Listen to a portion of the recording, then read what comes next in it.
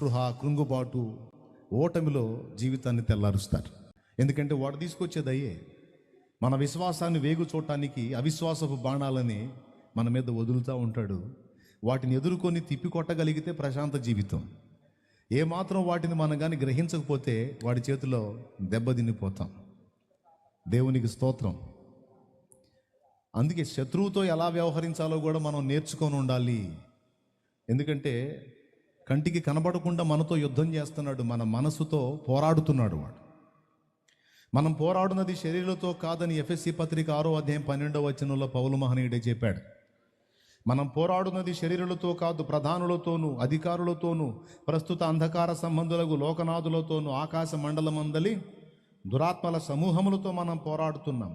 కంటికి కనబడే శత్రువు అయితే వాడిని ఎలా కొట్టాలో మనకు అవగాహన ఉంటాడు. కంటికి కనపడట్లా, మైండ్ మీద దాడి చేస్తూ ఉన్నాడు. సో వాడి యొక్క ఆలోచనలను తిప్పికొట్టడానికి చాలా ఫేమస్ అయినటువంటి దైవజనుడు ఒక ఆయన చాలా సంవత్సరాల క్రితం చాలా గుర్తింపబడిన దైవజనుడు, చక్కని గీత రచయిత, క్రైస్తవ సాహిత్యంలో పాటల్లో ఆయన పాట పాడని క్రైస్తవుడు అంటే ఎవరు ఉండరు, అలాంటి వ్యక్తి ఆయన. ఒకానొక ఘట్టంలో ఏదో శోధించబడ్డాడు ఆయన. శోధించబడి సేవకుడై ఉండి దేవుని పని చేస్తున్న దైవజనుడై ఉండి ఆ శోధనను బట్టి, అంటే శోధించబడ్డాడు అనగానే మీరు ఏదో భయంకరమైన వాటికి వెళ్ళకండి. దేవునికి సమీపం అయ్యే కొద్దీ ఇంత పాపం కూడా ఇంతలా కనపడింది. దేవునికి దూరం అయిపోయే కొద్దీ ఇంత పెద్ద పాపం కూడా ఇంతలా కనపడింది. మొత్తానికి ఆయనకి ఏం అభ్యంతరం వచ్చిందో, దేన్ని బట్టి డిస్టర్బ్ అయ్యాడో, మొత్తానికి డిస్టర్బ్ అయ్యాడు. ఎలా అంటే ఓటమిని అంగీకరించి నిరాశలోకి దిగిపోయి ఇక నేను సేవకి తగననుకున్నాడు. నేను సేవకి పనికిరాను, ఇక నేను సేవ చేయడం అనవసరం, నేను అన్ఫిట్ అని డిసైడ్ అయిపోయి పరిచర్యను పక్కన పెట్టి కూర్చున్నాడు ఇంటికాడ. ఎవరన్నా ఏందయ్య గారు మీరు రావట్లేదంటే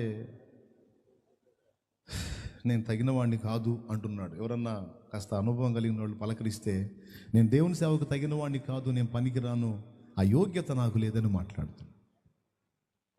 అప్పటి రోజుల్లో ఈ మిషనరీ దొరగారులు వచ్చేవాళ్ళు. మిషనరీ దొరగారులు ఒక దొరకు తెలిసింది ఈ సంగతి.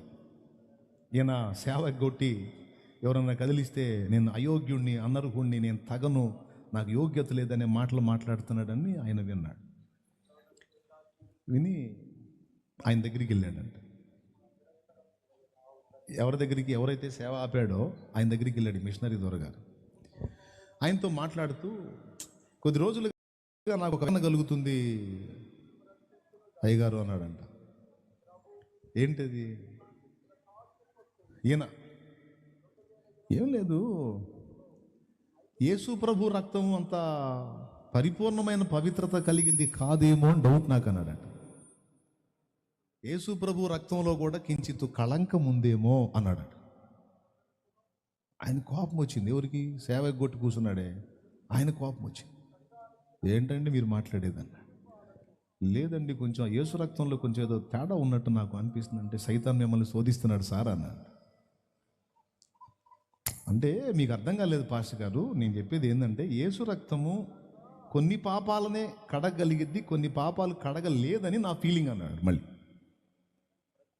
అంటే ఆయన లేదు సార్, యేసు రక్తము ప్రతి పాపము నుండి మనలను పవిత్రులుగా చేయనని రాయబడి ఉండలేదా? యోహాన్ రాసినటువంటి మొదటి పత్రిక 1వ అధ్యాయంలోనే ఉంది కదా, 7వ వచనంలో యేసు రక్తము ప్రతి పాపము నుండి మనల్ని పవిత్రులుగా చేయనని రాయబడి ఉంది కదా. మరి కొన్ని పాపాలు శుద్ధి చేసి కొన్ని పాపాలు శుద్ధి చేయలేకపోవటం ఏంటి? యేసు రక్తం అన్ని పాపాలని కడుగుతుంది అంటే మరి మీ పాపం కడగలేకపోయింది కదా అన్నాడట. మరి మీ పాపం కడగలేదనే కదా నువ్వు మూలన కూర్చున్నావు. మరి యేసు రక్తం అన్ని పాపాలను కడిగితే నీ దోషాలు కూడా కడిగిద్ది కదా, నువ్వు ఎట్లా కూర్చున్నావు లోపల? నువ్వు యేసు రక్తాన్ని ఆశ్రయించి శుద్ధి చేసుకుని నువ్వు రన్నింగ్లోకి వెళ్ళాలి కదా. సాతాను చేసిన దాడిలో దెబ్బతిని కూర్చున్నావు, లేవయ్యా అన్నాడు. ఎదుర్కొని మళ్ళా రన్నింగ్లోకి వచ్చి గొప్ప సేవ చేసి ప్రభు దగ్గరికి చేరాడు. పెద్ద ఆయన వెళ్ళిపోయాడు.